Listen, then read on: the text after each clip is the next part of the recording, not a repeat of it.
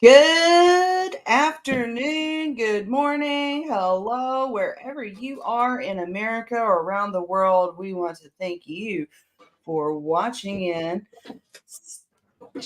stopping by for a campaign update. My name is Feena and I'm running for U.S. Senate out of Florida. And we have here my co-host, Mike Scott, one word, all caps, running for Senate, U.S. Senate in the great state of Maryland. I'm a little off this morning because my morning started different. So, don't mind me if it takes a second to catch up. How are you this morning? How was your weekend? Different in a good way, though, right? Oh, yeah. It's been interesting. I mean, and I got coffee from PJ's down the road. I got coffee, but I'm telling you, this coffee does not have enough coffee in it. It's one of those blends I got from my good friend from Crestview. It's a blend of cacao and chai and a little bit of coffee. And I'm here. I'm with it. I'm drinking the coffee. We're doing the thing. I usually get the Americano, and she shaded me this morning. She said almost anything is better than the Americano. So I got the medium blend. It's actually better than the Americano. I'm more of a cappuccino person. I like a nice, just straight cappuccino. I used to have it so that the spoon could stand. Well, let me get right into Liberty on the Road, folks. This weekend we had a pool party and had some folks show up. We had Ken Mattis come in from Chicago. We also had the folks from Duval, some folks from Orlando come out. This was almost a bad picture, but it turned out really great. So this is the ladies that showed up, and that lady down front, in the very front, I need to wish her a very happy birthday because today is her birthday. So happy birthday, Bella. Happy birthday to you. Here's some more pictures from the pool party this weekend. A good friend of mine that I haven't seen in over 10 years showed up, and that's the guy in white right there. Craig Grit. Oh my gosh, can I speak? Craig Genrick, who I was in the Navy with, and we used to tear it up, man. He had the same job as I did in the military, and so we were stationed at the same time in Dahlgren, Virginia, which is just a hop, skip, and a jump away from Washington, D.C. And we used to go to D.C. and we were laughing this weekend about, like, oh my gosh, all the crazy things we used to do out there in D.C. And we were kind of infamous a little bit. I mean, as all sailors are in any big town, going out. And I was like, gosh, I hope they don't remember me. Wait, are you saying that sailors and young military folks make questionable decisions when they're out and running around in a big city, given freedom? We raised the ruckus. Absolutely. Never happened. And I do have one more thing I want to show. I want to show one more thing. And this is just kind of, I know I've shown the long version uncut and just clean. However, I think 3 weeks ago I showed it on the on here from the VFW when I went out there and spoke. And this is like what you can do. You find these moments where you're out there and you got the microphone, you can speak, cut it up and make a commercial. So I'm going to show this for you guys right now. I'm Feena Benoit, and I approve this message. Here for allowing me a moment to speak.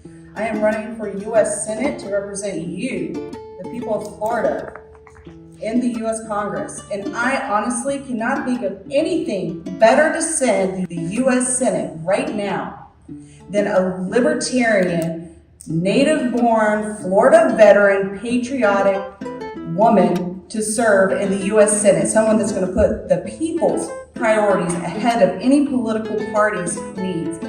a little bit about me. I was born here in Florida, in Sarasota. I've got a lot of family that was born and raised here in Florida, and I spent 10 years in the Navy. In those years, I was a computer programmer for the weapons system. I was also a community relations coordinator. I've been around the world, and you know what I see? I see the same problems everywhere. I see that there's good people that they want to help and they want to do good. They want to help. But the way that they're going about it, you're missing the most precious part of our country, of our future, and that's our children. So I've been working my entire life to run for office, to serve the people. I grew up very poor. My mother was a waitress. She made $2.13 an hour. And she was denied food stamps with 3 kids, single mother, denied food stamps because she smoked marijuana. That's a problem. That's punishing our children.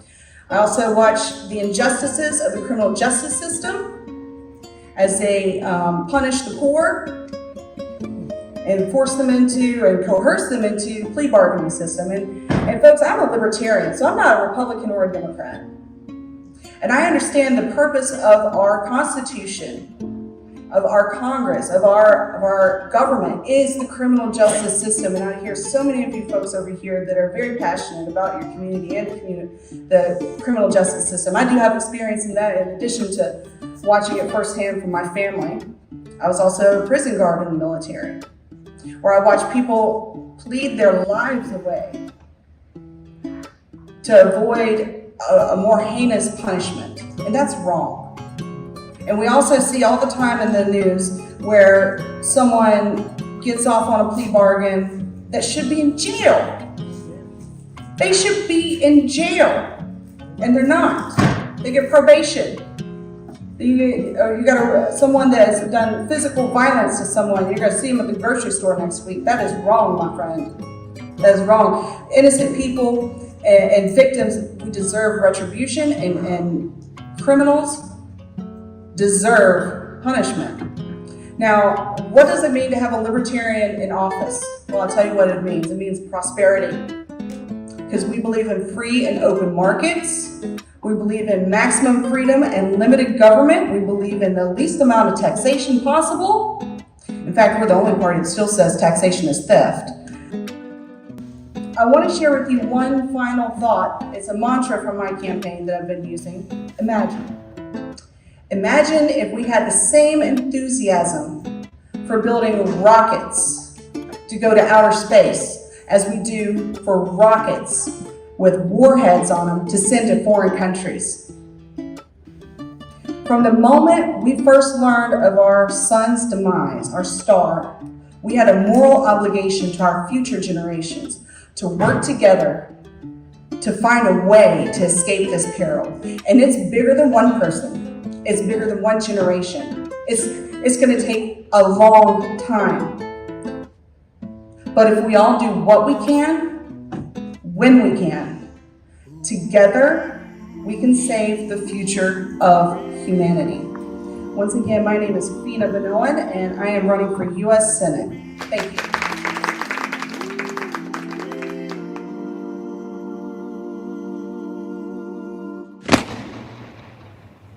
All right. So I don't want to be a gatekeeper. I don't want to hold secrets. How I created that, I took the video that my husband made from the audience. And funny story, you hear it in the audio. You hear like this, like that. And as I'm watching it and rewatching it over and over, I'm realizing I went way over my time. And it's funny because when I get up on stage, I'm kind of used to going up on stage from my acting experience that I have. So I kind of go into a little bit of a character. And it's funny because as I was editing this video, I was watching and listening, and I could hear when someone would, stomp or something, like, come on, hurry up, right? And it's funny because I would stomp back. I would hit the podium back. You're not So getting you me weren't off yet. taking hints to let it go, to speed it up. So, but I took the video.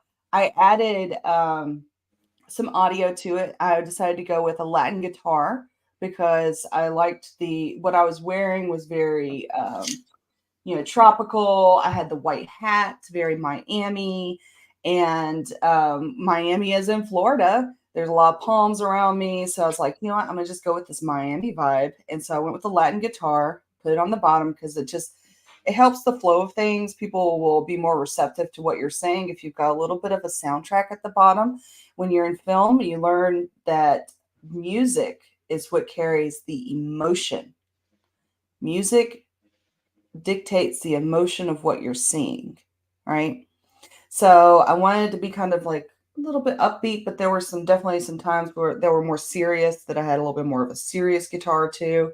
And then everything else was just plug and play of these graphics that I've created throughout the campaign already. So yeah, make your own videos. Everyone that's been on this show has been given 2-minute clips already cut for them by AI. Every single guest on the show. After the show, it usually takes me about towards the evening time frame to get the clips together and up on the shared drive. But every single candidate they have access to these little 2-minute clips that they can cut, they can reuse, they can put out on their social media. And that's, one of the things that I've wanted to give back to candidates. So anyways, today we're talking about the environment and energy. So Mike, what do you I got okay, where do we start on environment and energy? Part of the thing I always say when I come into this thing is that I will make decisions that are best for Americans and America in general. When we were coming back over from World War II, they dumped a bunch of Jeeps and stuff in the ocean on the way back, because part of the way America, and I know how are we going to get to energy. I'm that guy on the meme that goes, it's all connected, look, and I got to tie it all back together. But what we do is we put those things in the drink because we didn't want all those Jeeps to be there and available, and people wouldn't buy cars on the economy. They'd buy Jeeps. We were trying not to hurt the American market. That's kind of how we do a lot of things in our government. We go out of our way not to harm the market. Because if you look at it, and the reason I said it is because COVID was actually good, and I got to go through and find these because we added a few things. COVID was actually a little bit good for the environment. Now, it was bad because we actually used a bunch of plastics, had a bunch of medical waste and stuff come through, but the air quality actually went up. We actually improved our air quality because we didn't have so many cars running around. And that's the thing. We do things, instead of doing things best for the earth or best for us, because public transportation is better for us in general, because public transportation and everybody driving individual cars, it's not great for the environment. They were over in, was it Oklahoma City? And they were going to do a strike. I believe it was Oklahoma City. And these guys did a little thing because they had information from before the strike and during the strike. And it turns out it was an 11 to 33% spike in ozone from everybody driving cars instead of going by viable public transportation. It improves healthcare to have viable public transportation. That's only one thing for the environment. Another thing for the environment is, well, how did we get here as far as nuclear power goes? And again, this is all disconnected, but it's all showing a pattern of behavior. We make decisions. In this case, with nuclear power, Jimmy Carter didn't want nuclear fuel proliferated, sent to other places, and he didn't want it reused. So now we have a problem with storage of nuclear fuel.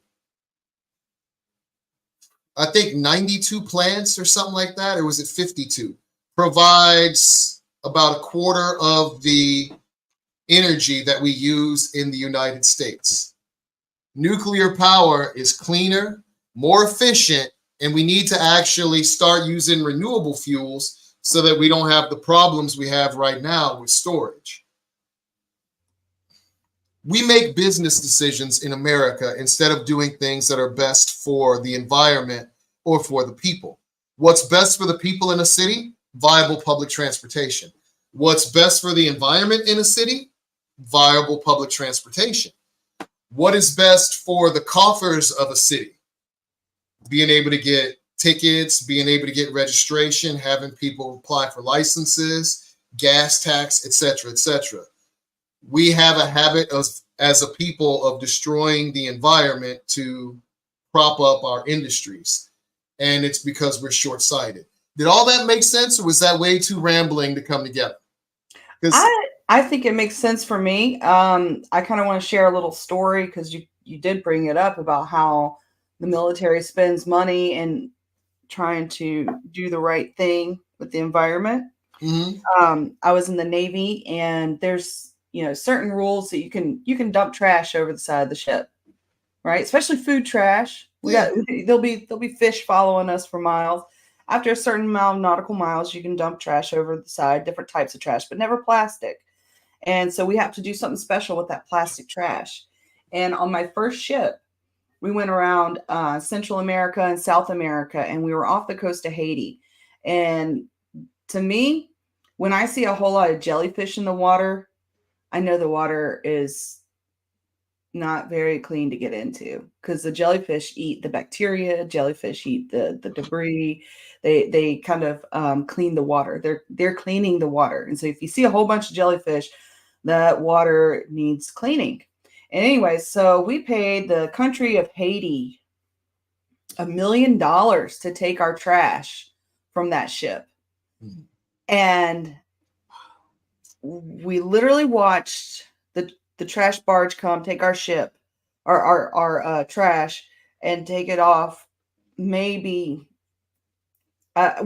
you could see the ship still. You could see the trash barge, and they were just throwing it off into the ocean. So we paid the country of Haiti $1 million to do something we could have done ourselves for free. But we wouldn't have done that. That's the thing.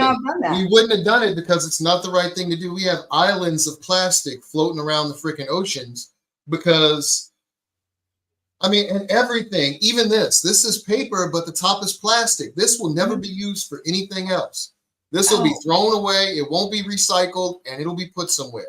So I had a lady that was my friend Craig's girlfriend that came to the pool party, and she's learning a little bit about the Libertarian Party while she's there, and she's concerned about the environment and specifically about plastics. And I hate plastics. I really do hate plastics. And let me explain in a way that I was explained to from another libertarian, a libertarian economist, that he knew that I hated plastics. He knew that I loved the environment. And there just wasn't a good way to explain like a good plan. Libertarians didn't have a good environmental stance. So let me tell you what it is. I'm going to give you the end zone first. It's bring our troops home and end the foreign wars. But let me tell you how you get there, right? So wait. You're going to draw the line from plastics and hating plastic to bring our troops home. Yes. Give me that line. I want to hear that line. So how is it that a single pack of ketchup is free? A plastic packet of ketchup is free. Everything else in the world that is very durable and lasts a long time, it's expensive. It is expensive, right? We're talking diamonds, we're talking steel, we're talking, these other forms that we make and we discover and we use in the environment that are very, very expensive items. But plastic, something that lasts forever, is used in everyday life everywhere, is so cheap. Why is it so cheap? Well, I'll tell you why it's so cheap, because it's made out of petroleum, oil. But why is oil so cheap? It's not. It's not. We aren't paying the true price of oil. We subsidize the security. We subsidize the procurement of oil and petroleum-based products through war. And so whenever I see a free packet of ketchup, I don't necessarily think, gosh, this is the American dream, a free packet of plastic ketchup. No, I look at it as someone died for this. I look at it the same way as anything else. That free packet of ketchup, once you're done with the tomato jelly inside, the tomato puree, once you're done with that crap, that little thing lasts forever. And that is, you know, those billions and billions served from McDonald's? Imagine every one of those billions and billions served is one little thing. And it just goes in a big pile. And if you've ever seen a billion of anything, God dang it, that's a lot of junk. And that stays on the earth forever. It literally goes nowhere. And that's what people don't get about waste. Oh, it does go somewhere. It goes somewhere. And when I got here to Florida and needed to do some pruning of my yard, it was a big undertaking. We got a U-Haul truck to throw in all the scraps of the overgrown bushes and everything, and we were going to take it to the dump. And this is the first time that I've been to the dump in Florida. I was used to going to the dump out in Hawaii, where you've got a bin for greens, a bin for wood products, a bin for metal, a bin for just household garbage. And then separately, you have your appliances off to the side. And here, it was not like that at all. I drove up this switchback of a mountainous hill, and on the way up, every switchback, there was a sign that says only one person out of your vehicle at a time. Very important, very dangerous. One person out at a time. And we're driving up this hill of trash. And we get to the top, and I see why it's so important that only one person's out of the vehicle at a time. And that's because one person looks like everything else out there, like trash. Just as far as the eye can see, trash. And I will never get that visual out of my mind. I will never get the expansiveness of that trash heap out of my mind. I can't. I think about it. I go to sleep, and sometimes I dream about it even, because the ground was moving. And you spoke a little bit about COVID earlier. COVID, one of the big things that was like, oh my gosh, we have to clean in COVID. Like we have to close down our store and stay open 2 hours later to clean. They should have been cleaning like that before. That, to me, that was kind of gross. And in a landfill like that, it is a cesspool of petulism. It's a cesspool of decay and just grossness. I had a different view. We went to the landfill, me and my little brother. We were dropping off some crap after cleaning the garage. We drove his van up again, switchbacks, top of this mountain. And this was in Maryland, and it was gorgeous. We get to the top of the mountain, and there's all this trash, but it was like an aviary. Every type of bird. They had bald eagles, vultures, all sorts of seagulls of different types. I mean, it was thousands of birds all over the place, because this, I guess it wasn't supposed to be plastic waste too, or I guess it was. I don't know, but they literally make a mountain out of it, seed it, let it process and grow, and then they cover it with grass, and then they move the landfill somewhere else. So it's very green. Well, and I've seen that too in Virginia, where I was stationed in Norfolk. They have what's called Trash Mountain Park. Yeah. And it's a really nice park. A lot of people take their kids there. So that's reusing the land. But also here in Florida, there's a lot of places that they just build housing developments over these old landfills, and it contaminates the water. It seeps into the soil, and you breathe it in. Like, it will eventually breathe in, because it's decaying material, right? And then also part of that, it creates sinkholes because this decaying material that breaks down releases gas. The gas is taking up space, and then it creates a void. Somebody told me they built Reagan National Airport on a landfill. Reagan National. Oh, I don't know about that. I don't either. But I know Page Manor out in Wright-Patterson Air Force Base in Dayton. They have to rebuild it and tear it down and rebuild it every once in a while because I don't know if waste comes up or it's toxic or it's gas or whatever. But every once in a while, they just tear it down, build it up again. And the first restaurant I worked at as a waitress was called Buffalo Southwest Cafe. That became very famous because it wasn't, I don't think it was their opening. They'd been open for like maybe 2-3 months, and a sinkhole happened at the restaurant. And one of the customers had just bought a brand new cherry red Corvette, and the sinkhole ate that cherry red Corvette open. Closed the restaurant and everything for about 2-3 years, and then they reopened. And that's when I worked at it, is when they reopened, and we made it a joke and everything. But yeah, it was on old landfill land, and maybe 2-3 years after they reopened, business kind of sucked because everybody was afraid to go there. And rightfully so, because another sinkhole happened. Another sinkhole happened. Same place. Yeah. Those things are scary. They take you down. And again, I have another reason to hate plastic. I had to go find this. I was trying to get it up, so to speak, by the time you were talking about how much you hated plastics. I really hate plastics. I mean, testicles. That's everywhere. So Matt Johnson is supposed to come on. What time is he supposed to come? He's supposed to be on like 15 minutes ago. But what about 15 minutes ago? Yeah. Oh, then I can talk about We're here. I can talk about what I did this weekend a little bit. Yeah. Arts for Everybody. All right. That was a 17 or 18 city thing where they put it together, and it was the I guess blending of art and health. And the person that invited me, I'm kind of fangirling over her, but it's a group. Khadijah Ali Coleman leads it, but it's called Liberated Muse. Mm-hmm. And Liberated Muse is a group, and they do poetry. I got to the thing late.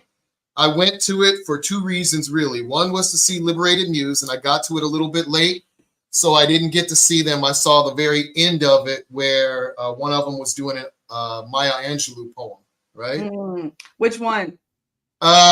Phenomenal. Ooh, I like Phenomenal. Like Phenomenal Woman. It was sexy. I got part of it on tape. It was a lovely poem. It is a lovely poem. But I like the message of it too, because they say art is for everybody. But while I was there, I made sure to represent libertarians. So that's good. Vote Libertarian across the top. I was trying to get good pictures, but people kept running around in the background. So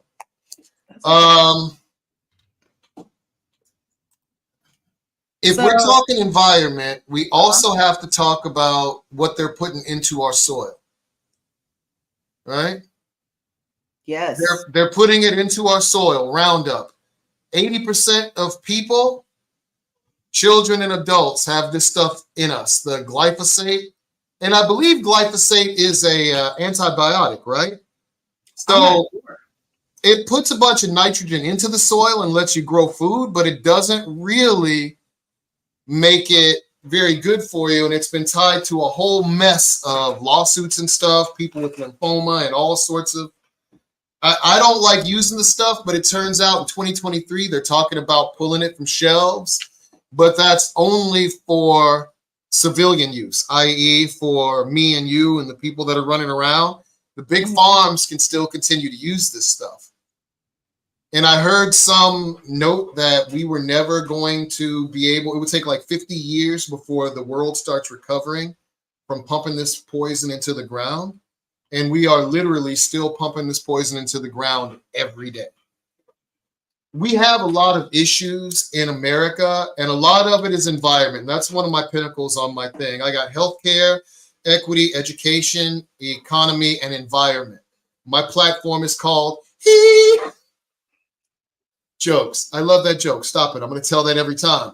But environment, if we don't stop poisoning the world, I really think that should go with the non-aggression principle in libertarians. If we find people poisoning the world and legitimately filling my balls with plastics and filling my body with glyphosate, I don't know at what point we can make the case for holding these companies responsible for continuing to poison the world. I think there's a case for that with the non-aggression principle. But again, this is something that I don't necessarily want the government to enforce my opinion, because that's something both the left and the right agree upon. They want the government to ban and enforce their opinions. I don't necessarily want that. What I want is a safe environment for myself and my children to grow and be happy without worrying about the things that I'm eating and drinking poisoning us. And right now, I don't understand, and I just don't, I guess maybe I don't get it, or maybe this is part of the plan, but why aren't the companies that are producing the plastic, producing the packaging, producing the styrofoam, why aren't they responsible for that after we purchase it? Like when I go to buy a bottle of water, if I buy a bottle of water, I don't want the plastic cap. I don't want the plastic bottle. I don't want the plastic tape that comes around the bottle that says your brand. I just want the water. We used to recycle. Yeah, we used to pay a couple extra bucks for the glass and you get it back when you took it back and they reuse it. But that was too expensive.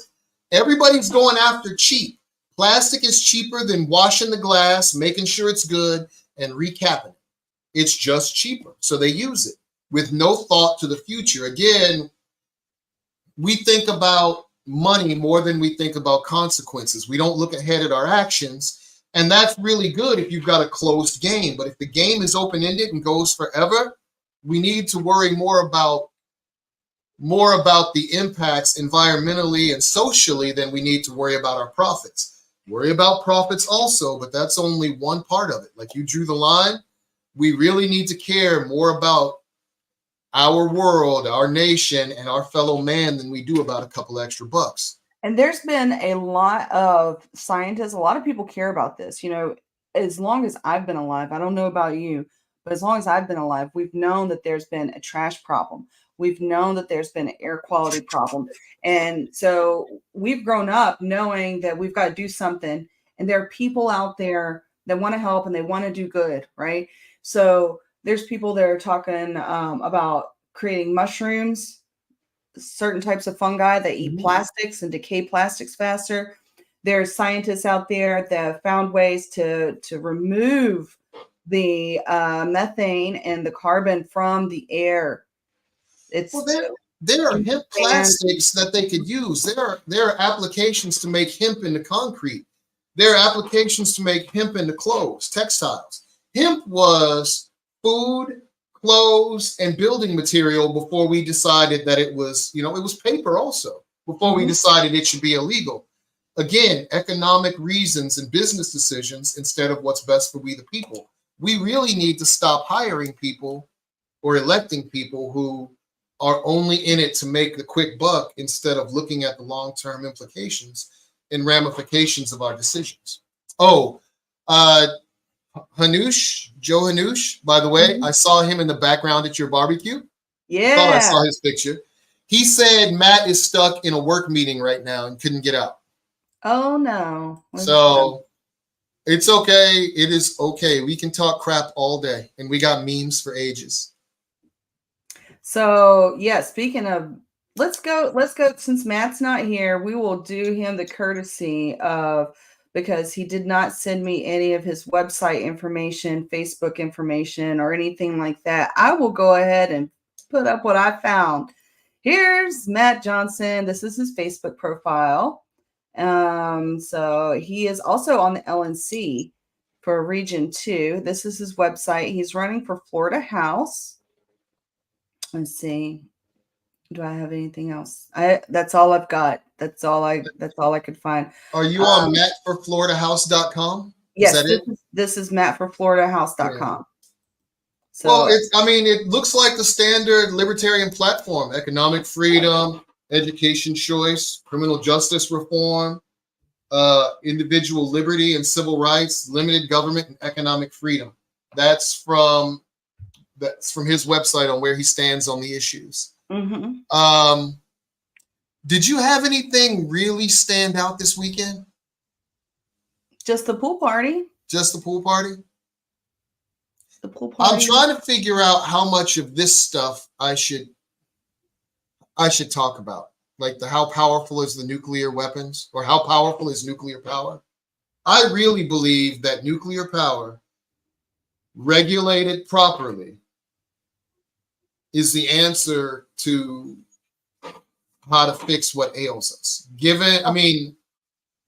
I really think we should go a lot more nuclear because all of the other stuff has issues. Maybe solar for individuals, put them on the roofs and stuff, but I like the idea of nuclear.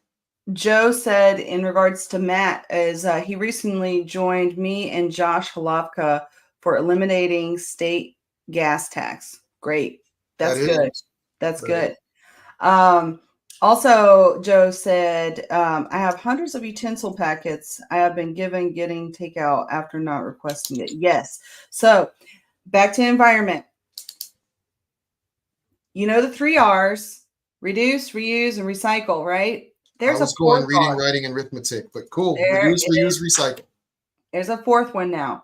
It's very important. It's one that I've been pushing for years now, and I'm glad that kids are actually learning it now too. It's called refuse. Refuse. If I go out to a store and first of all, if I need a bag, if I haven't brought my own bags and it's too much for me to carry in my own hands or in a cart, I'm refusing and I'm getting paper. I get paper. And every time I say something, every time I ask it, I say this: we will never stop using plastic bags until we stop using plastic bags. I made a bunch of these and been passing them out all over PG County. Mm-hmm. So, and these bags rock. So those are mine. And I only got like 3 or 4 of them left. So you can't have one. Those are all mine. Yeah, bring your own bag. A box works too. Bring your own bag, bring your own box. Mm-hmm. No, the package stores have boxes with them. All you're going to do is unbag them. It doesn't make it that much easier to carry. I think a box is simpler. Yeah, and you know what? Those little plastic bags, they break. They're not that great. Even if I'm a cat owner. I have cats. They have litter boxes. A lot of cat owners are like, but the little bags are great for the, poop, scooping the poop. I'm like, actually, the paper bag's better. The paper bag is better. It holds better. It's more durable. And you got to think, like you said earlier, long game. 300 years from now, we may have jobs where people are separating trash because we've just made it such a big problem that we now have to clean up, right?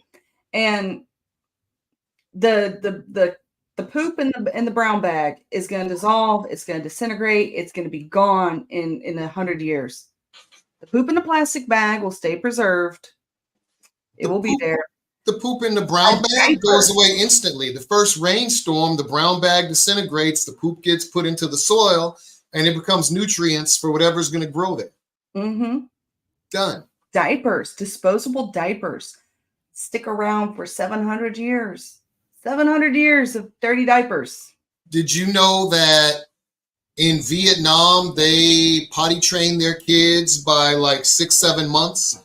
And in America, I think it used to be the recommended time to potty train your kid was like 12 to 18 months. And the diaper industry, they lobbied it, so it's 3 years now. That should tell you everything you need to know about our industries. We recommend it take 3 years to potty train a kid so that these people could sell more diapers. That is how the industry works. That is how our government works. And that is how they make decisions based on whatever puts money in their pockets. And you people keep voting for them. Well, not you. Whoever's watching us are libertarians, or hopefully want to be libertarians. We're not saying our answer is best. We're saying that our answer promotes freedom, and that then you get to decide. And we hope you make the right decision, i.e., refuse. I am starting to refuse plastics. My daughter made me go get another one of those things from Costco, the 3,000 yards of saran wrap, because it's so useful. But we need to get away from all of it. I don't know how else to say it. We are hurting the environment by not having viable public transportation, by not taking care of ourselves better, and by not exploring alternative means of packaging. We are doing damage to our environment every day. Okay, so we're still got time. I'll share this story with you. I was in Hawaii. If you guys didn't know, I lived in Hawaii for 10 years, and I ran for office out there. And I was sitting at a Thanksgiving dinner at a very prominent libertarian's house. And this is when I kind of was like pulled to the side, like, all right, so we've got a libertarian you. Why plastics, right? So I was sitting there with a lady that owns all the boba teas out in Hawaii. If you know what boba tea is, Yeah, it's a the tea houses. Yeah, little bubbles and that, right? And we had already outlawed plastic bags in Hawaii, and California had just outlawed the straws, plastic straws. And we were sitting there, and there's like, we got these plastic straws, and I'm just looking at it, and I've got a candle in front of me. I was like, these are next. Hawaii always follows California. These are next. And I was thinking about, like, how can something so useful, so durable, and last forever be so cheap? And I told her, and I didn't know she was the boba tea lady. I had no idea. And she clapped back. I was like, well, what do you want? People just to wash dishes? And I was thinking, yeah. Well, that's the thing, though. Again, it's economic. Personnel cost is a third of any. It's about a third of your business expenses. If you run a business, if you have a organization that you're taking care of, about a third of your expenses is people. Between all the taxes you pay, unemployment tax and healthcare and all the fun stuff, about a third.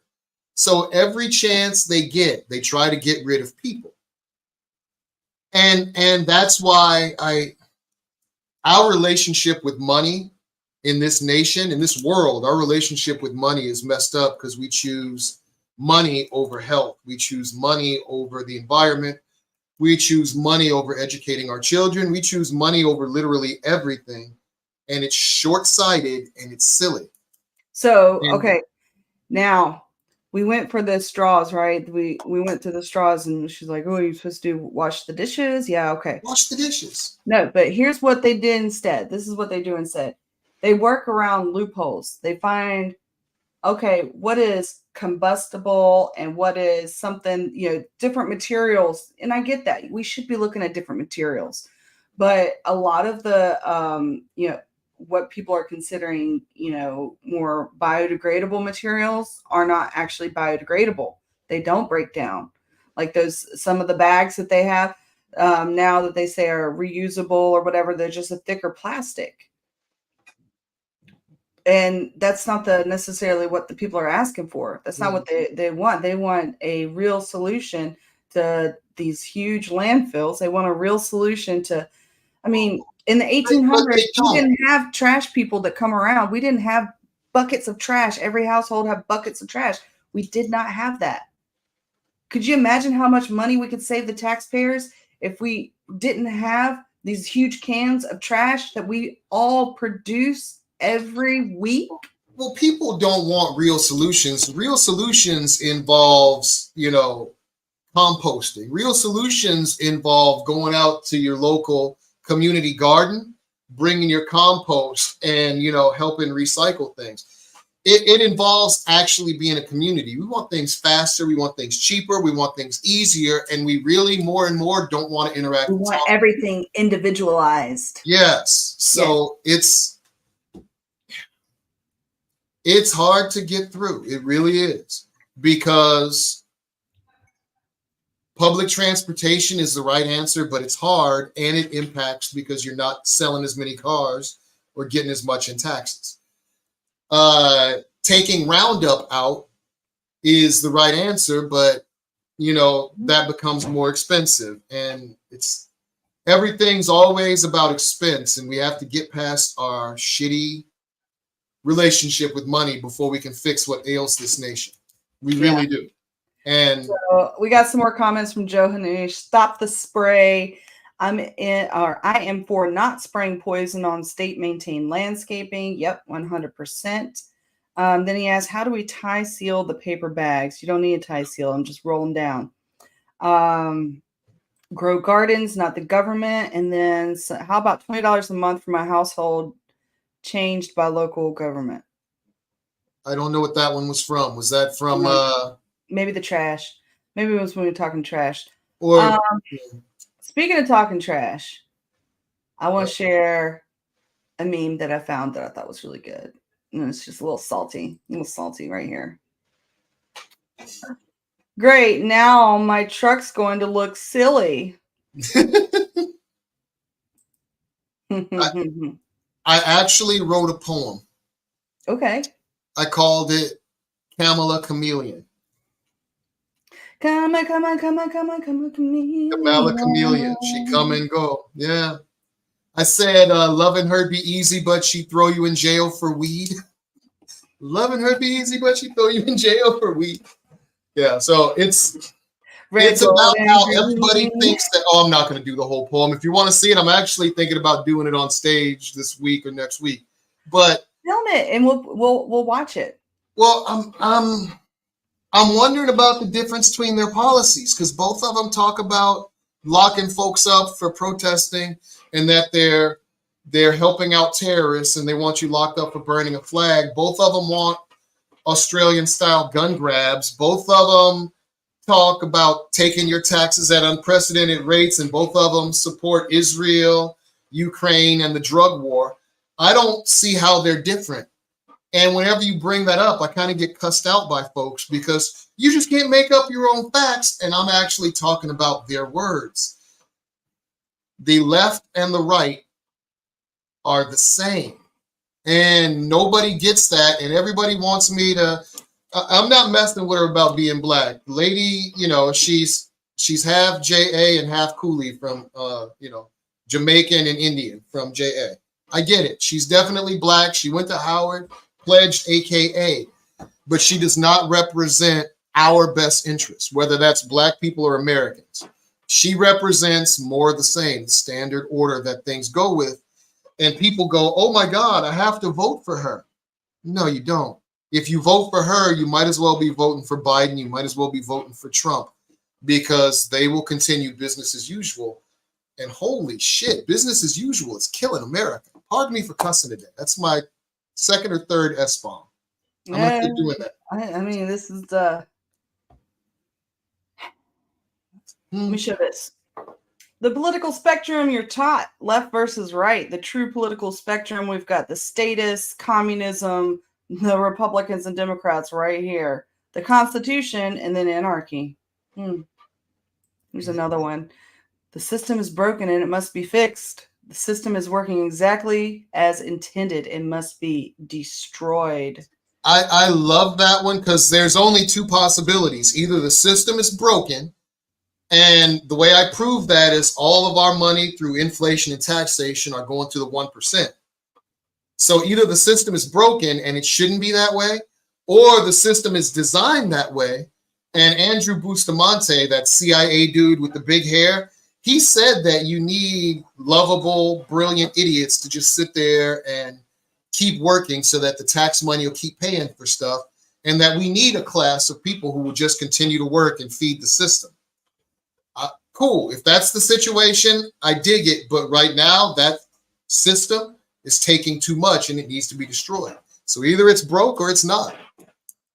Oh, I love that. I bought a whole bunch of those. They're not worth shit now. Oh, that's my third S-bomb. The silver dollar I carry is worth like 22 of those just in gold value and silver value alone. Not even the cost of the coin. 10 of these would buy you an average home in 1920. 10 of these will buy you an average home in 1923. 2023. Yeah. It seems like the price of gold is the price of gold is the price of gold. Mm-hmm. An ounce of gold will buy you a nice suit. It used to be $35. Now it's $3,000, but it's still an ounce of gold and it's still a nice suit.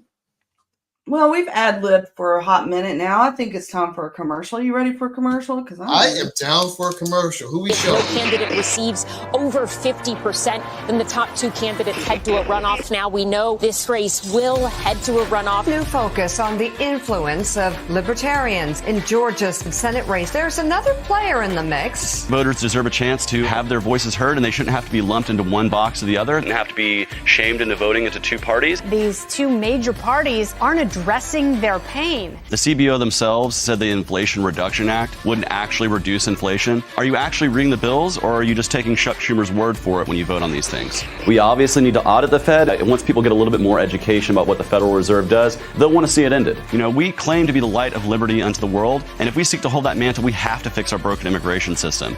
Big Pharma is subsidized to the tune of billions of dollars a year by our government. The only thing Democrats and Republicans can agree on is how to spend your money out of thin air and devalue our dollar. We need to bring market forces into healthcare that are going to lower the prices. I believe that we need true justice reform at every level, from the police to the courts to the prosecutors. And we need to do away with mandatory minimums. We need to do away with qualified immunity so that law enforcement can be held accountable in a court of law just like any of us. And that's something that I fought for. I've gotten tear gas in the streets while I protest for justice reform. Don't take politicians' advice for your health care. Take your doctor's advice. Why is that the radical idea and not the rational idea? I want to take power out of the hands of government and return it to each and every one of you, because that's where it resides. If not voted was actually on the ballot, they would win nearly every election in this country. Most of the people who vote represent themselves as independent, so it's important that we have voices that are independent of the two parties on stage. I want you to be able to start a small business. I want you to have control over your own body. And I want you to be able to live your life as your authentic self in peace. I'm Chase Oliver, a candidate for president, and I approve this message. Montani Semper Liberi. Words that ring true in the hearts of every West Virginian. Mountaineers are always free. Free to live, free to be whoever they want to be.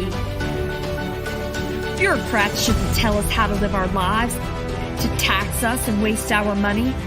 This November, West Virginia has a better choice for governor. I am Erica Kalenich, and I'm asking for your vote. I'm going to serve the people. So speaking of the people, one thing I'm asking from all the candidates is, what do you believe the people of Hawaii can do? Not just in the sense of elections, but in the sense of their community right now and for the future. They can do whatever they want. The sky is the limit. Their potential is only limited by their imagination and their will. So I think that if I were to say someone to do something as an individual is to follow your heart, follow your dreams, work hard. And maybe that's about politics, or maybe it's not. The message is still the same, though. Right on. All right. Aloha. Aloha.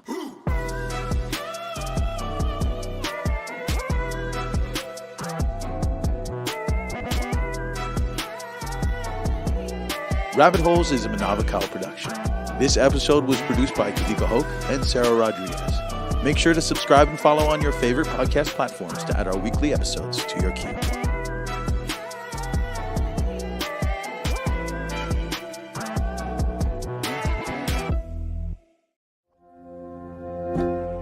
I'm an outsider.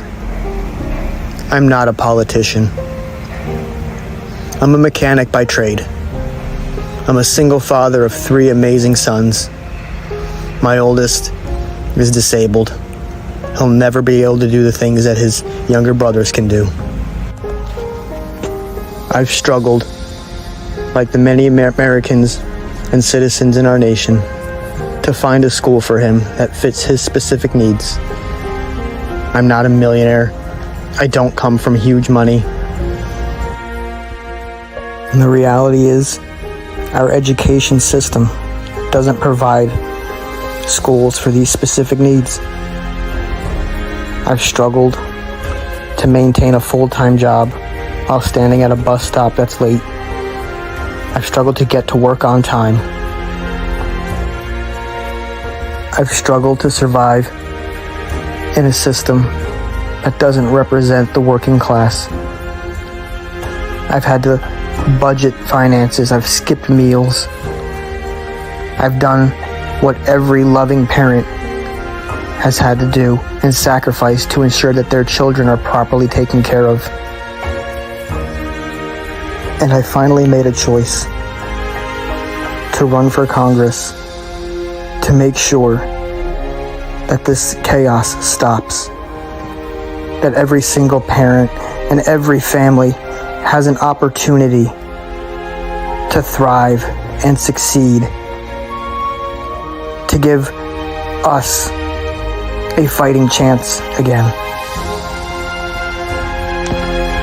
I'm Nathaniel Snyder. I'm not a politician. I'm a working class American. I'm a single father. And I'm done watching the political class destroy us.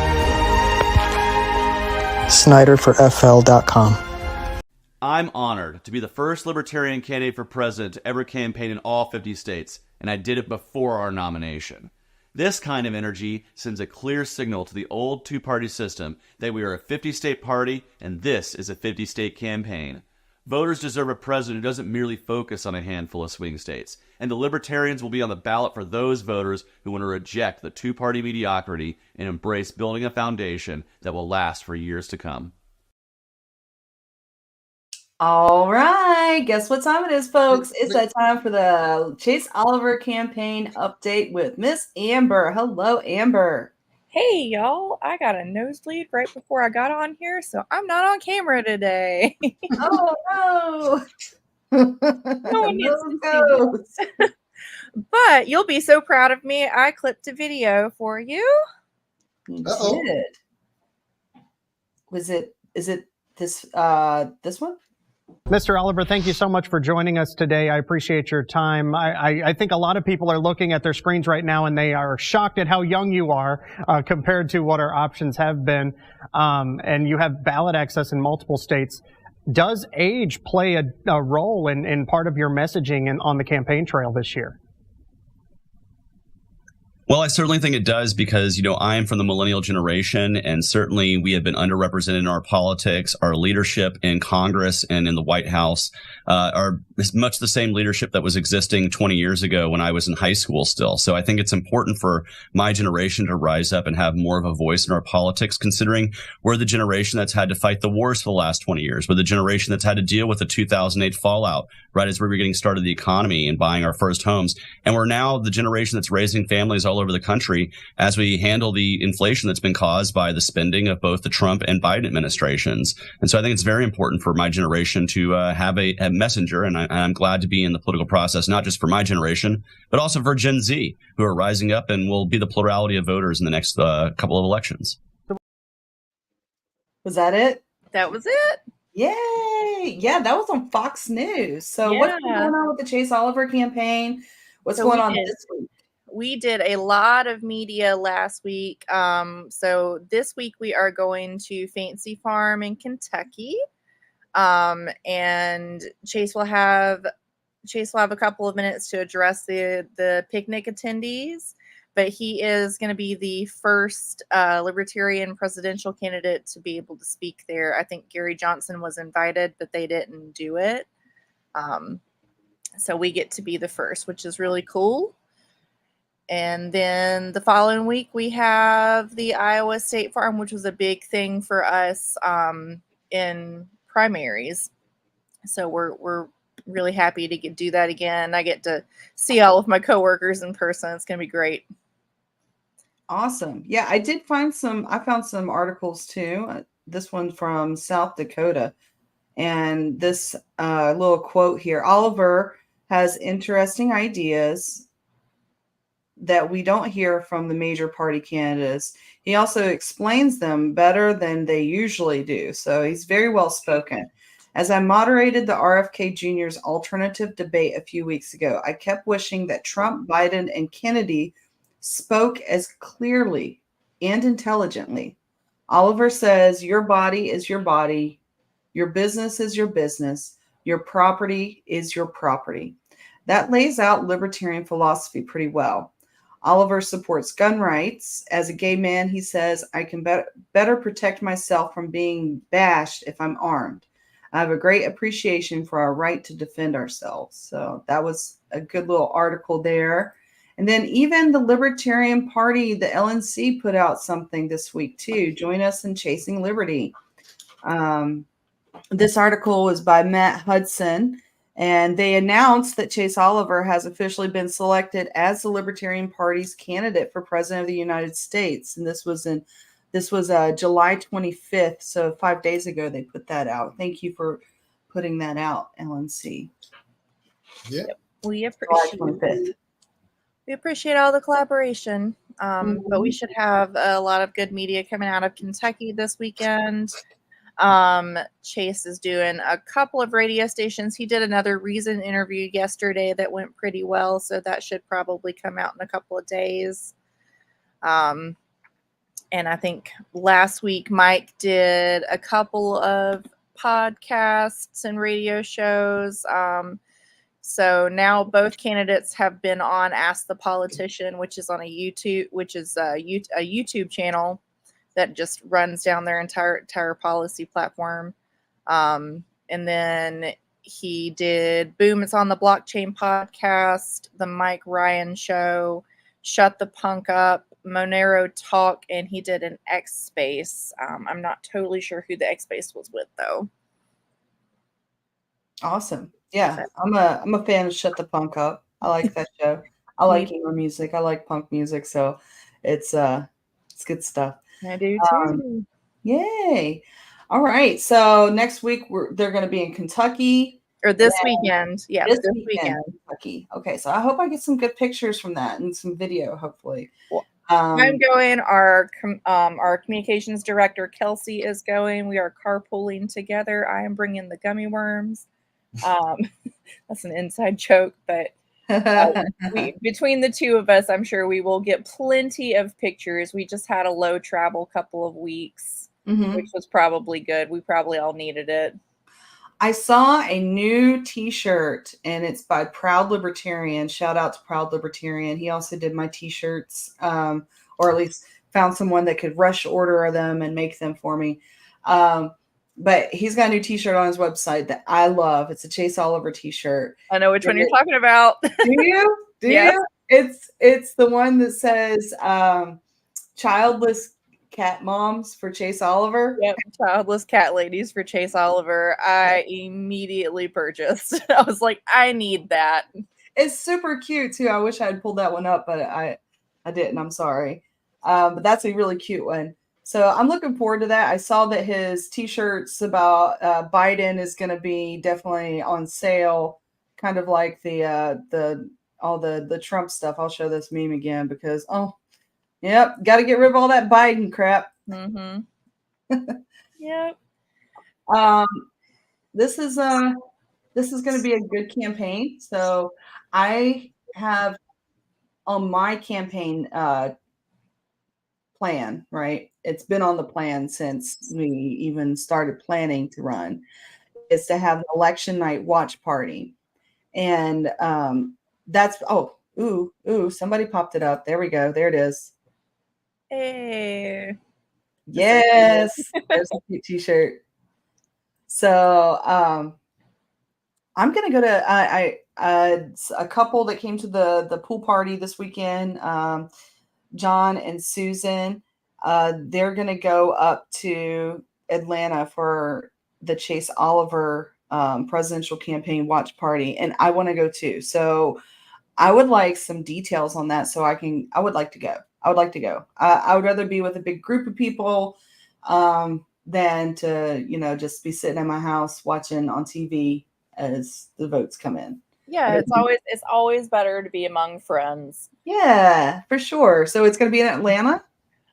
We are possibly going to do it in Texas. We're not totally, those plans haven't been finalized. We're just kind of throwing out different things because our original plan was to do it in Tennessee, because that's where Chase is originally from, and it's easy to get people to and from there because it's relatively close. But our venue has been changed, so we're still trying to work out the kinks. But I will let you know as soon as I have something finalized. Yeah, please do, because I would like to attend. I would like to go. I know in 2020 there was a big election watch party for Joe Jorgensen, and I was working on her text banking campaign. I was helping with that because there gets a point when you're running a race, a local race especially, where there's nothing else you can do. You can't do anything else. Like any money coming in at that point, it's not going to anything because you can't produce anything in time to get out to the people. And so there's no pool for money. It's just pool for votes. And if you've already called your entire district, which I did, and texted them, which I did, it's early voting, all the vote mail-in ballots had already been turned in. And so I was like, all right, I can go help Joe Jorgensen. And so because I was doing that, I got like a Zoom invite to their election watch party, which I thought was really cool and really special.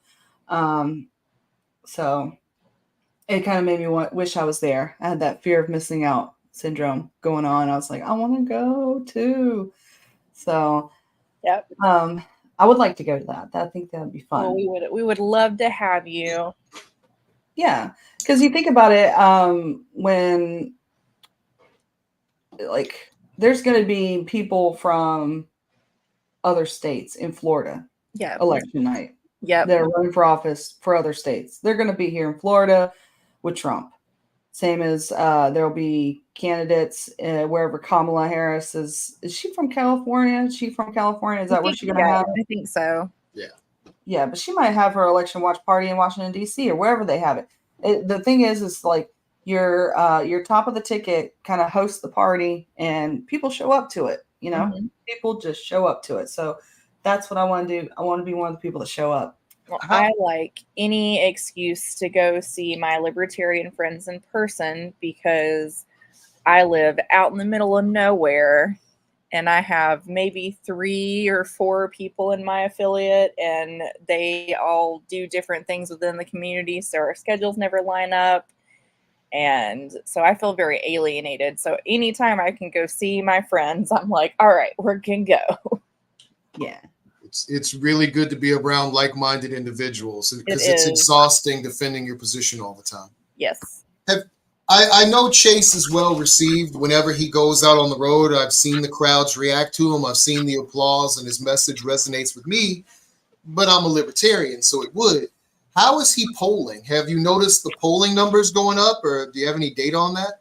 I think we did one poll where in a couple of them we're at 1 to 2%, and then there was one that was 8%.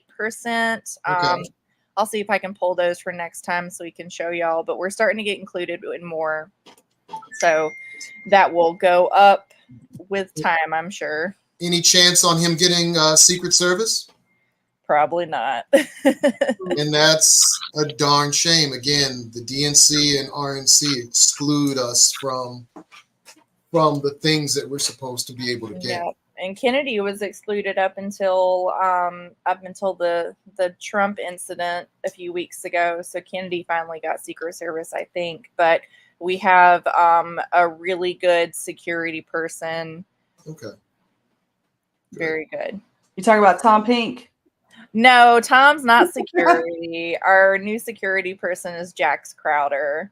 Okay, great. Secret Service wasn't real helpful for the Don anyway, although it's still my official opinion that was a WWE style razor blade job. Just throwing it out there. My editor, Sherry, she played Secret Service in DC, so she's sad that her job got taken, but it'll be good. He's good. All right. Well, Amber, thank you again for coming on, for everything that you're doing for this show and also for the Chase Oliver campaign. And we'll see you next Tuesday. All righty. See you next Tuesday. Thank you. I do have one unfortunate thing I have to say, and this might just be me, but we have a rest in power. My man Chino XL, he was only 50. He's younger than me. And he's gone. Chino XL is a lyricist. He's a rapper, and it hurt my heart when I saw Ice-T say it. So shout out to Chino XL. Big up. All right. Well, I'm going to cut to another commercial. We'll cut to a Mike Termat commercial. Yay. This election is not going to be about small things. It's not going to be about some court decision, a particular law, or what to do about some government agency. This election is not going to be about a political candidate. It's not going to be about Donald Trump. It's not going to be about Joe Biden.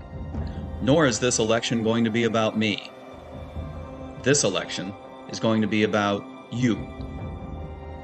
This election is going to be about your own vision for your own future, and whether that future is going to be driven by your own values or driven by someone else's values.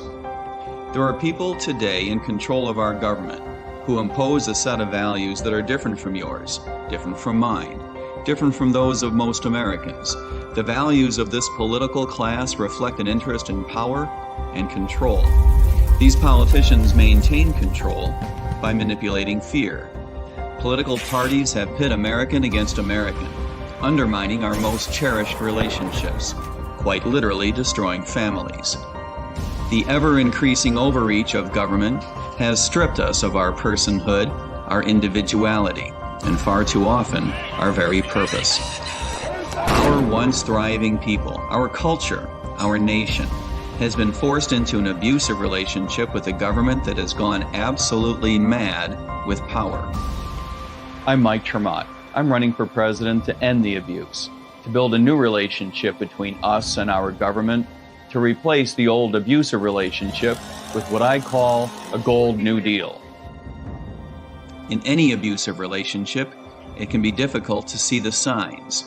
Signs like gaslighting, violence, wasted money, infidelity. Hope is not lost if we forge a relationship with our government that is, once again, based on our own values. To live and let live, to allow our fellow Americans to pursue happiness according to their own standards. It's time to stop fighting with each other and start fighting a political class that takes our money and disrespects our values. It's time for a gold New Deal. As president, I will end U.S. involvement in foreign wars and stop sending our money and our young people overseas to fight in wars that profit the elite. A gold New Deal means that I will regain our financial freedom by axing government regulation and spending, by dismantling a Federal Reserve system that undermines our standard of living. A gold New Deal means that I will reverse the weaponization of our justice system, stop abusive law enforcement practices by demanding accountability, and end a hopelessly counterproductive war on drugs. A gold New Deal means that I will put an end to the Orwellian surveillance state that offends our rights, break up the FBI that insults our values, and end the CIA that has caused worldwide embarrassment to us as Americans. I'm Mike Tremont, and all I'm asking is for you to stop putting up with the abuse. To learn more, visit goldnewdeal.org.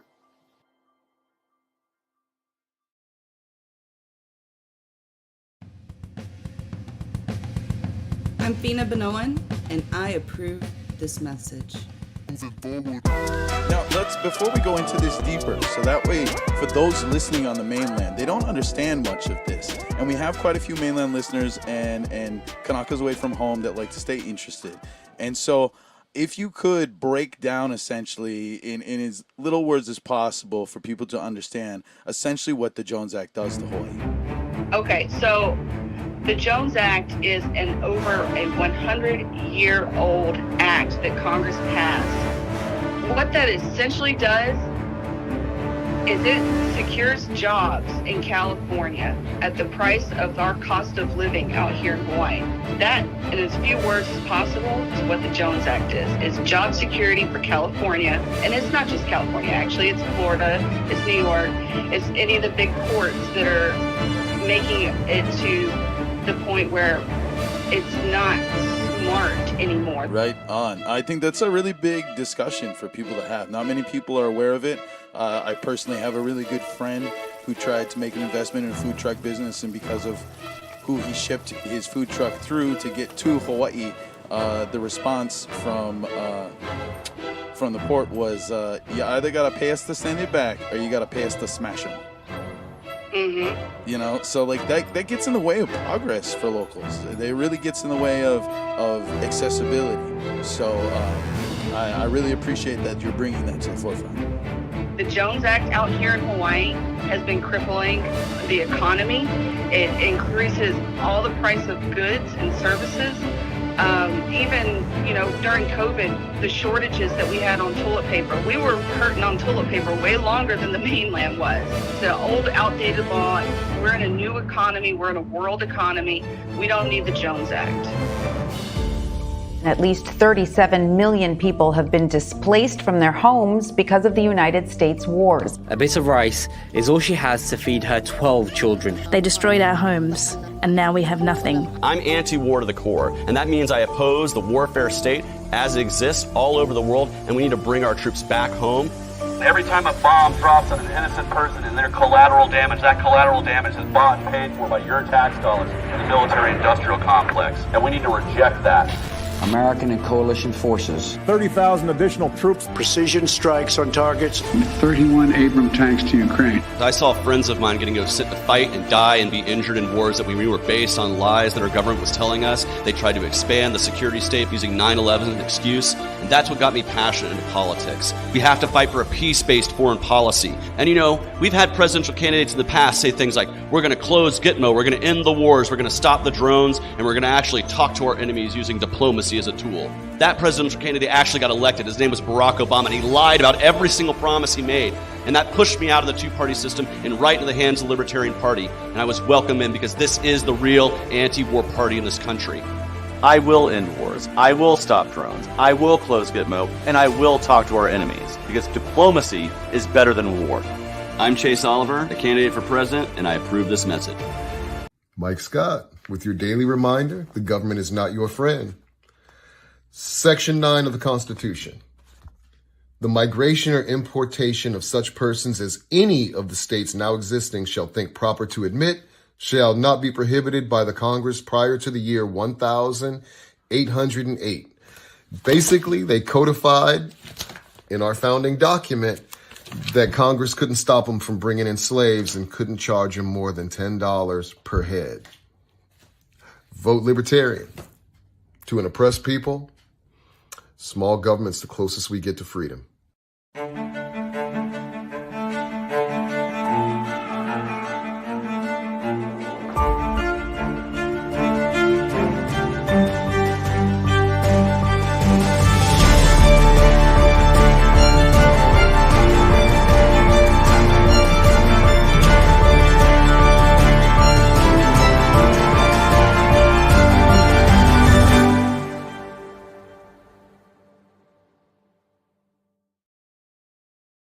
Well, I don't know about you, Mike, but I'm starting to feel like prom night. Starting to feel like prom night all over again.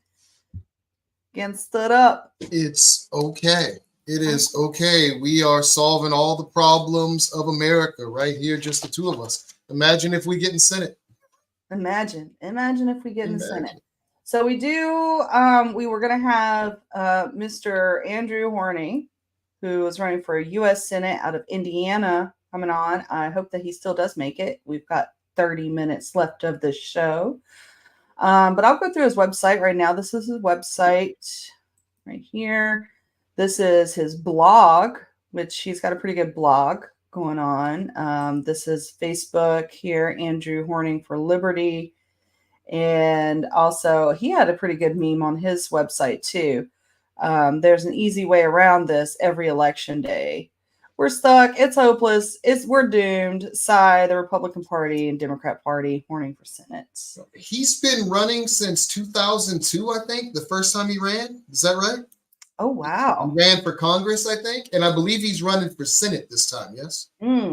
Yeah, running for Senate. I'm pretty sure he's running for Senate this time. Now, do you remember at the LP National Convention?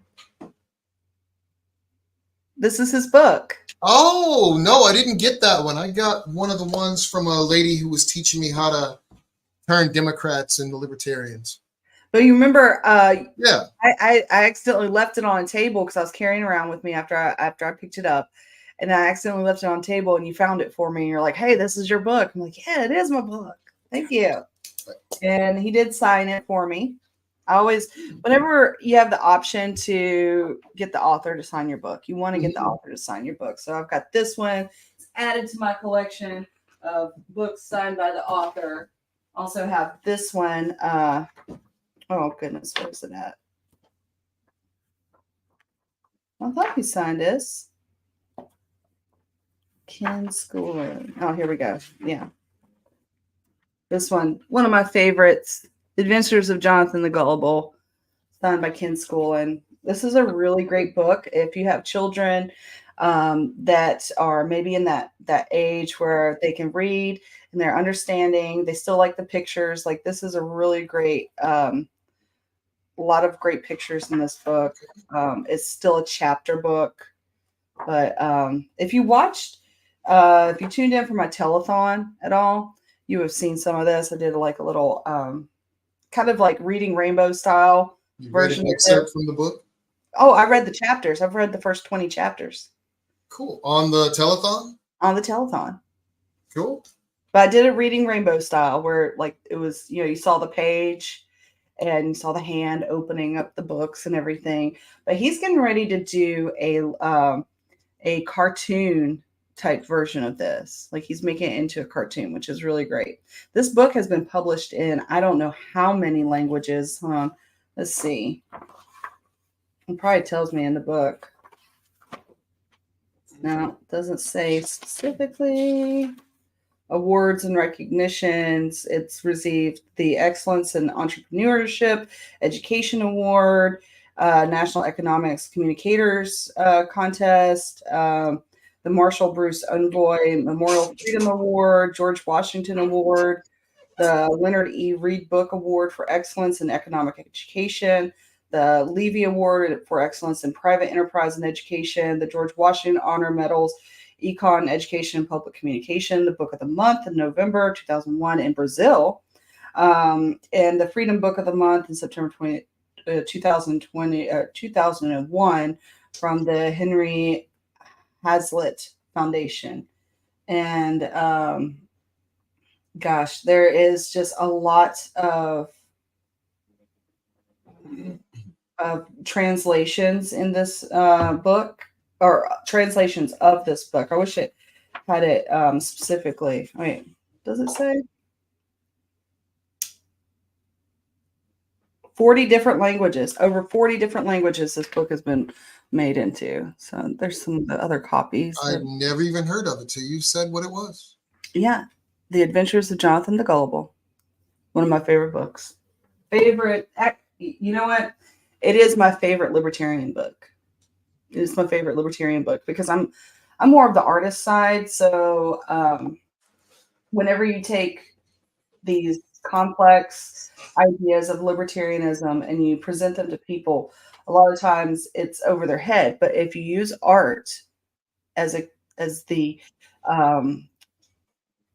communication device to relay your messages in a way that people understand, it goes further. That's why memes are so powerful. That's right. That's why memes are so powerful. No, it really is. It's visual. It's easy to understand, and it pops. Like when you try to tell Republicans they're not like us, that says it a lot better. Yeah, I saw that one this morning. That was good. We're not like Democrats either. I steal all my memes, by the way. None of these are mine. That's from Eskimo Libertarian. Says it right there. And just like when we're in the grocery store with the kids, when I'm in Senate, I'm going to tell the kids no. We can't afford it. We don't need it. Don't touch it. Stop asking for stuff. We ain't got it. No, you can't have it. That's what you need. So, because all they do is agree on killing us. And, you know, I'm gonna try to reach out. And we got Dad, why do people give up freedom for security? It's called the Hegelian dialect, sweetie. They create a problem. The problem creates a reaction. If there is enough fear and hysteria, people will not only accept the solution that limits their rights, but they will actually beg for it. Looking at you, Patriot Act. Looking at you, border wall. Looking at you, welfare state. Looking at you, universal basic income. The government creates issues, gives us a really disgustingly expensive solution, and then we beg for it. They did it with alcohol. They made it illegal, then they made it legal, taxed it. Running numbers. It's called the lotto now. They made it legal and taxed it. Playing poker, gambling. Made it legal, taxed it. That's what they do. They make something illegal, then offer to give it back to us as long as Uncle Sam gets a cut. As long as I get to taste my sugar, baby. As long as I get some sugar, bring it back to me. And we keep falling for it. And it takes our rights away. That's why they get to spy on us. So can't wait till we give them a digital dollar. That's really going to curtail our freedom. You think we're in trouble now? Wait. Well, speaking of dollars, let me throw some more commercials on there. Start out with yours. Governor Westmore just pardoned 175,000 people for cannabis. That's great. That's a good freaking start. But cannabis is like an Apple store now. You go to a weed store, it's like going to an Apple store. So all those people that were incarcerated, the tax money that they're stealing from us for cannabis should actually go to rehabilitate those folks, give them money back, because anal rape in jail is an old trope and a joke. And those people deserve compensation. They deserve, what is it? Reparations for being sent to jail for ingesting something voluntarily that people make billions on now. This is an evil country in a lot of ways, and we can fix it. All we have to do is not keep voting Democrat or Republican. So that sounded like really logical. I don't get it. And the reason why everybody yells at me, my auntie yelled at me for bringing up anal rape as a trope, we legitimately sent people to prison where they were in torturous, they were basically tortured. They were in prison with other people who were violent towards them. And they're doing it for something people get billions for now. Those people deserve reparations. And if you're going to steal taxes anyway, it may as well go to something that helps people, especially people that we've wrong through short-sighted, stupid policies. So I'll play another one of yours. Okay. I'm going to read this one because I think it's important that I get it out. Someone asked why they should vote for me. And I looked at him and I said, okay, this is what I said. I like to preach and I like to teach. And like others, I love the sound of my own voice. But this isn't about me. This isn't about what I believe. I don't care what your politics are. There is only one reason to vote for me. I'm going to tear it all down. I'm only going to tell you the truth. We borrow $100,000 per second. That money is directly transferred to those with assets through taxation and inflation. In other words, the bank owns us. And not only are we not fighting it, we are normalizing our enslavement. Vote Libertarian. What you do with your body should be none of the government's business. Your body is your body. Your property is your property. Your life is your life. Vote Libertarian. My friend Chase Oliver is standing for president, and I'm out here running for vice president on the Libertarian Party ticket because we believe that your decisions should be your own. Go for a run if you want. Or not.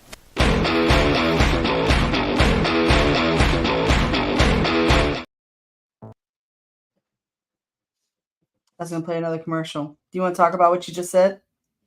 Which one? No, I'm good. I really like you just played this commercial right before the break, right after we talked to Amber. Mike Tremette. No. It was Nathaniel Snyder. Yes, Nathaniel Snyder wrestling. I really like his commercial because he's what we're all about. He's a person that's a regular guy that's tired of the way things are being run. There's no reason to have an elite political class. He's exactly what we need. Someone that is beholden to the people who wants to fix things because he wants to fix things. He will do what's right, irrespective of whether or not it makes him money. That's the type of people we need in office. People that'll do what they think is right because they're not doing it for the dollar bill. So I'd like to go ahead and plug Nathaniel's event that he's got coming up as well. The 2 Arenas, 1 Fighter, the Florida Ride or Die fight that is going to be on October the 11th, on October 11th at St. Pete's Coliseum at 535 4th Avenue North, St. Petersburg, Florida. Doors open at 3:30. And the important fight is on November 5th. That's right. That's right. That's the one we want him to win. All right, let's do some more commercials. I feel like I haven't played this one in a while.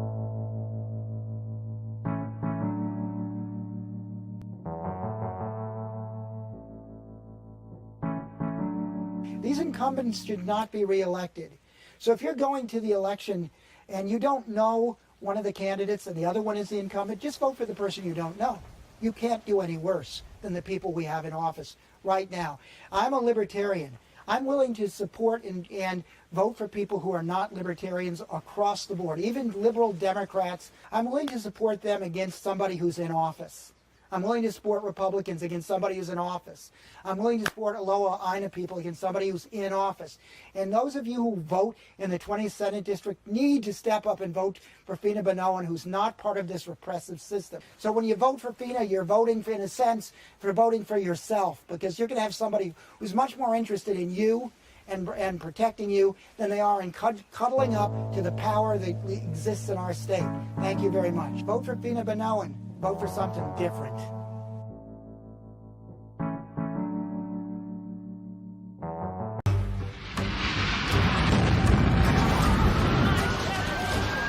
Our war on terror begins with Al-Qaeda, but it does not end there. It will not end until every terrorist group of global reach has been defeated. 30,000 additional troops that I'm announcing tonight will deploy. American and coalition forces are in the early stages of military operations to disarm Iraq. I ordered the United States Armed Forces to launch precision strikes on targets. President Trump issued the second veto of his presidency overnight, rejecting a call from Congress to end U.S. involvement in Yemen. 5 days or 5 weeks or 5 months, but it certainly isn't going to last any longer than that. We thought we had learned this lesson after Vietnam. The U.S. has spent $6 trillion on wars in the Middle East. War in preparation for war is a racket serving the special interests. Major defense stocks added around $20 billion in market cap. As the major parties become more and more war hungry, libertarians have been sounding the alarm about the dangers of building an unsustainable military empire since its inception. Foreign policy has nothing to do with national security. It never changes from one administration to the next. The United States will be sending 31 Abrams tanks to Ukraine. At least 37 million people have been displaced from their homes because of the United States wars. I will end wars. I will stop drones. I will close Gitmo. And I will talk to our enemies, because diplomacy is better than war. The only solution the two-party system offers us is at the barrel of a gun. It's with more violence, more war, and more regulation against your rights. Vote Libertarian to oppose these infringements on your rights and your liberty. I'm Chase Oliver, a candidate for president, and I approve this message. Hey, my name is Mike Scott. I'm the Libertarian Party nominee for Senate for the great state of Maryland. And I have a simple question for you. How much is $2 million? Seriously, real talk. When I was a young man, $2 million was all the money in the world. It would have been life-changing. Hell, even now, $2 million would be life-changing. That is a significant amount of money to most most Americans. When I was in the military, $2 million took on a little bit different, approach. I had $100 million budgets. I had over $1 billion one budget, and I helped build the president's budget, at least the Air Force's portion. So $2 million is a rounding error. Like seriously, $2 million was a rounding error. So it's anywhere from insignificant pocket lint to, oh my God, a universal remote control for the world. You know what I'm saying? $2 million is also about what Angela Alsobrook raised in the first 3 months of 2024. Yeah, January, February, March. She raised about $2.1 million, raising her total war chest to a little north of 7 million. She's in third place. Larry Hogan Lockdown Larry just out fundraised her. And David Trone, I think, is in first place. I can't even watch YouTube without seeing that cat's videos. He's in first place, and he's put in $18 million of his own money. And I know folks are going to say, oh my God, money is how we figure out who supports you. No, dude. Money means you're either bought and owe a bunch of favors, or you're rich and you're after power for some reason. I'm neither bought nor rich. What I want is smaller government, less taxes, and freedom for America. Very well said. It seems logical. I'm just trying to speak logic and hope somebody catches it. Yeah. So. Yeah. Well, still no word from our second guest. This is going to be an interesting episode. I mean, we're going to get our little spots in, our little words we want to say. And again, we're supposed to be helping other folks. So, if you make a commitment to show up, you should show up, because we could find somebody else who needs to make the commercials. And that's not saying life doesn't get busy, because Jesus, I know life gets busy, dude. But I just read about something using the June 2024 CPI, Consumer Price Index. The Bureau of Labor Statistics and the Joint Economic Committee said Maryland, the average household in Maryland is paying about $1,200 more per month to purchase the same basket of goods and services as in January of 2021. That's about, the United States in general is about $1,000 to $1,100 a month, and we're about $1,200. So just so everybody knows, yeah, inflation has been kicking us in the butt too out here, and it's probably the same where you are. I keep telling the story. I went to the store, or I went to the sports pub, and I bought a burger and 2 beers. $50. A burger and 2 beers. Well, with tax. Mike, when they print the money and they devalue the dollar, it affects everyone. It affects everyone.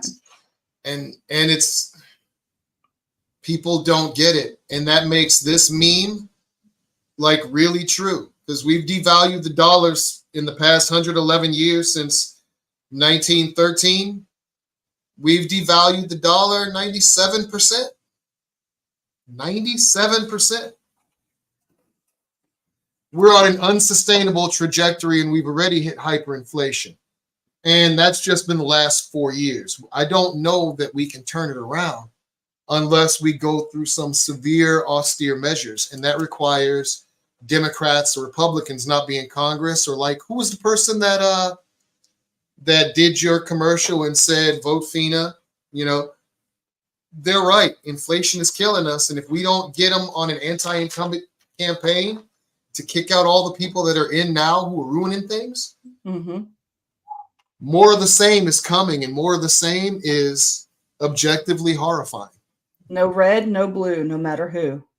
We need a gold rush. Hashtag gold rush. Vote Libertarian. That's right. So I'm going to play some more commercials. Let's go on to some more commercials. Like, folks, we got enough we've got plenty of commercials to cover the time, but we always need more and new commercials. So if you're a candidate and you have some 2-minute clips, anything that's less than 2 minutes, I'm going to play it. I'll play it. If you've got, even if it's just like what Mike's been doing, sitting there talking to the phone, I'll play it. It doesn't have to be something like highly produced like what I do, or what Chase Oliver has. It can be just 2 minutes of you spitting it real to the people because that's what they want to hear. Just They get wanna the word see- out. Yeah, get the word Just out. get the word out. Make sense to people, and you will attract your tribe to help you out. Yeah. So here's another commercial. A record number of Americans favor a new political party. 57% of Americans still believe a third major political party is necessary. Voting third party is a wasted vote? Bullshit. This is the establishment's most successful lie in modern politics. America is the only major country with free elections to only have 2 viable options. Not anymore. The Libertarian Party is the fastest growing political party in America and will be on the ballot in all 50 states. And when we talk about winning, we don't just mean winning the White House. There's all kinds of wins you can have in your state if you vote Libertarian today. We can win ballot access that makes it easier for future candidates to run for office. We can win major party status that gives us more attention from the major media. I think it's a great day to be a libertarian. And we can have libertarians getting elected all over the country in local races. Whenever libertarian candidates are able to break through the mainstream media blackout, our support grows. In my televised debate with Senator Raphael Warnock, I was able to reach out to millions of voters. Many of them realized that they were libertarian all along and just didn't know it. Why is that the radical idea, not the rational idea? If you live in a solid blue or a solid red state, voting for Trump or Biden is a wasted vote, and it won't change the outcome. Voting Libertarian is the only way to make your vote truly count. Currently, all the 2 major parties have to do is be slightly less evil than the other side to win. Let's make the statement that we will accept no evil. When someone tells you you're wasting your vote, recognize that they don't care about you. It's a selfish statement. They are saying that your beliefs aren't worth being represented, that you should silence your voice so theirs can be louder. Vote your conscience, not someone else's politics. Breaking up the duopoly is the only chance for the real radical change needed to give the power back to you, the people. Voting for Chase Oliver for president will contribute to bringing more choices into our political system. A successful third party forces the 2 old parties to think about the issues Americans truly care about. Keep them honest. Show them they must earn your vote. Change begins at the grassroots. I'm Chase Oliver, a candidate for president, and I approve this message.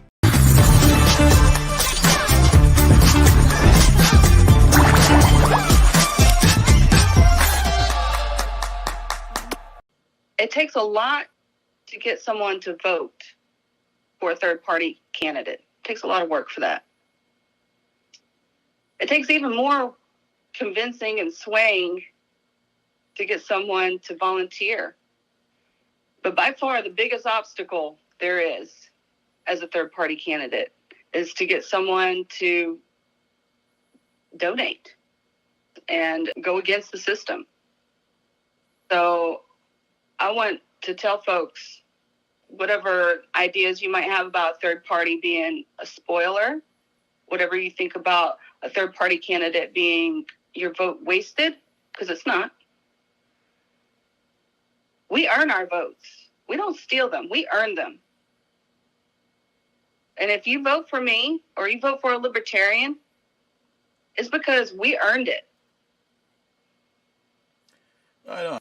All right. Aloha. Aloha. This is Mike Scott, Libertarian Party nominee for Senate. We really have to change the question. Right now, folks look at us and they say, you're wasting your vote, you're wasting your vote. Those people literally spend $18 million on a primary to try and get your vote. And then they convince you it doesn't matter. That is the most valuable thing you have. You need to vote, and you need to vote Libertarian to get those people out of office. They are corrupt, and they are buying this election. And the same problems happen over and over again. We have to do something different. Swear to God, fellas, ladies, I get it. You love your candidate. No, you don't. But if the system's going to change, we have to change. They've had their chances. Things are getting worse in every major city.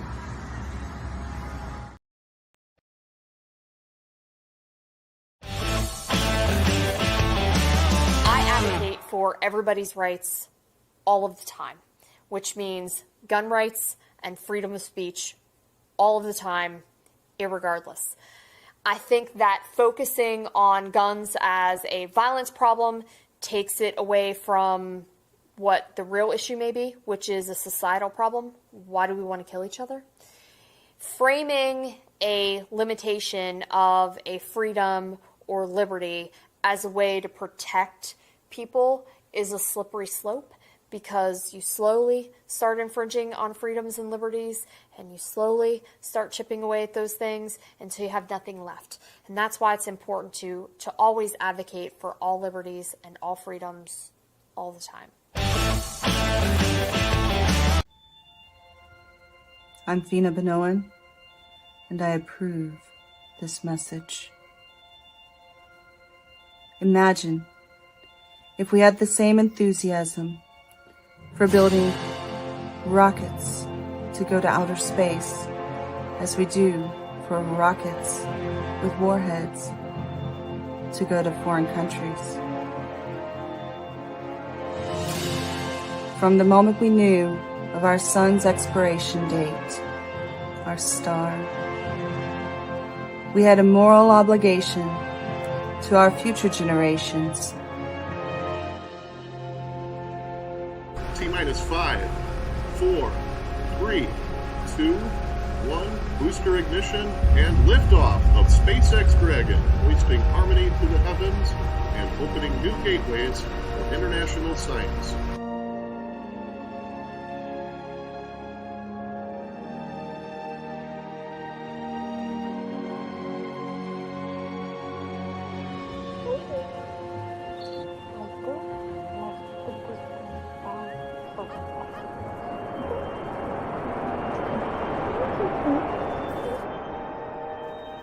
To work together and find a way to escape this peril.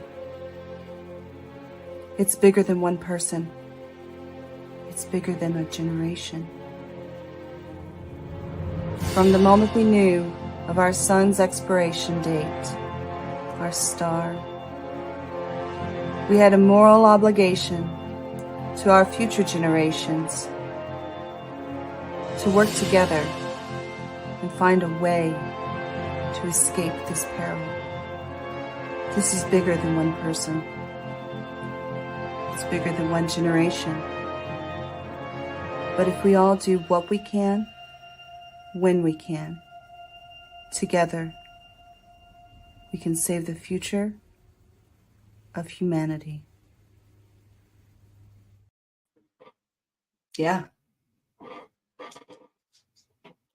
Well, so we are in our last 10 minutes of the show. What do we want to talk about? I can play another commercial. What you want to do? Shots of tequila. I am getting really depressed with the conversations we keep having. I was sitting Sunday with a guy. We were out at a concert. My son was there, and I just struck up a conversation. He was a bass player for a Jimi Hendrix tribute band. Swear to God, it was hilarious. And I saw him play, and the singer wasn't great. But we were talking, and he kept telling me that we have the system we have, and you have to vote red or blue. And then he agreed with me that that's the problem, but he kept coming back to the system we have. You got to vote red or blue.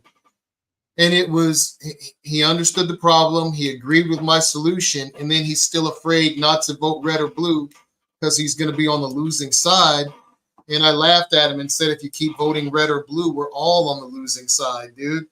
To see change, be change. You got to change your vote and not worry about everybody else, because all we can do is change our vote. So I guess commercials is what I voted for. Okay. All right. I'm going to play that the video from the VFW again, because I thought it was cool. I like the beat, and it's the right amount of time. I'm Feena Benoan, and I approve this message. Here for allowing me a moment to speak.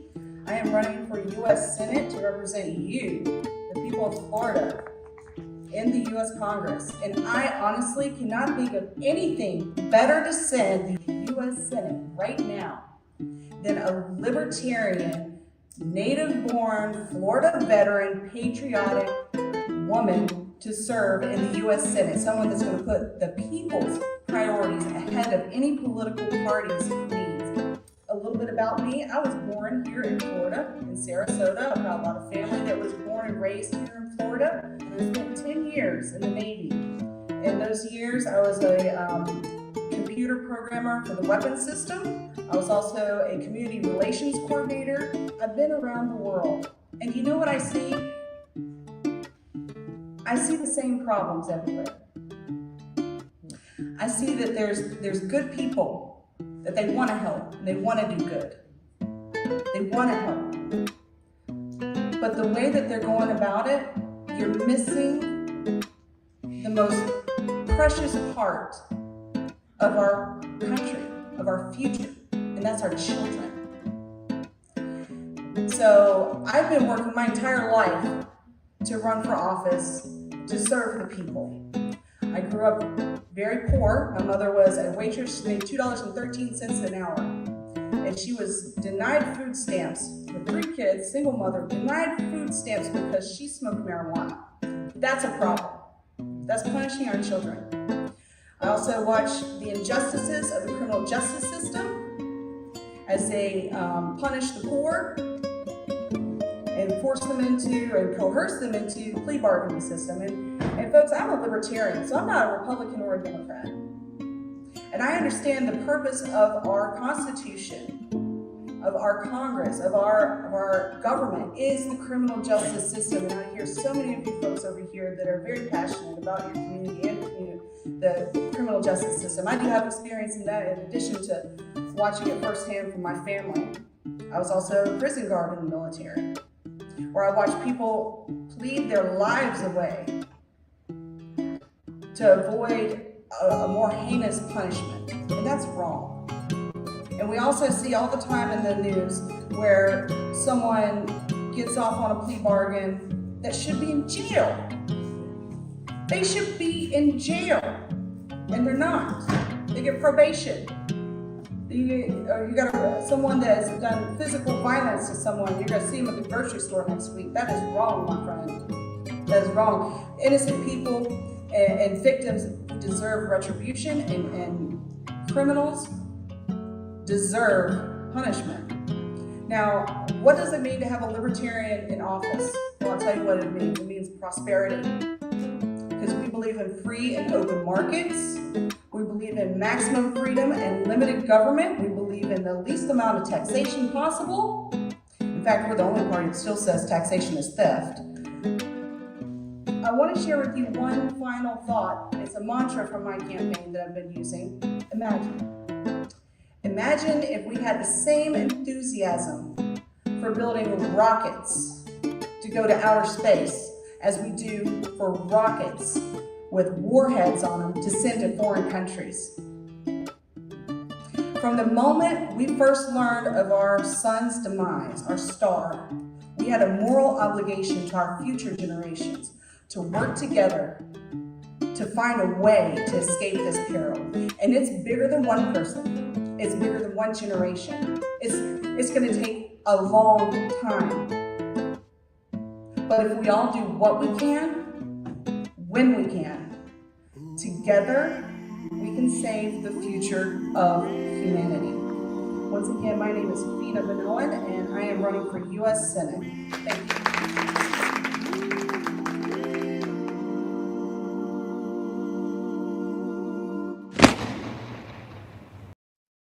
All right, folks. So that's we're getting to the end of our show finally. Yay! Next week we will have James Wiley from Colorado, and we will also have Miguel El Skipper Quinero from Miami-Dade County Mayor, who's running. He's running for Miami-Dade County Mayor, and James Wiley is running for Colorado U.S. House District 3. And we're going to be talking about the thing that goes best with politics, religion. Yay. We're going to be talking about religion, how it affects and shapes our political paradigm. And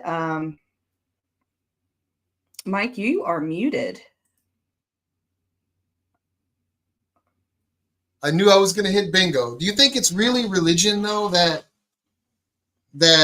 I mean, I think it might be people who think they're religious, but they aren't necessarily following the teachings of Jesus. You know what I'm saying? The religious right, I'm not sure if they're really religious because I don't see a lot of.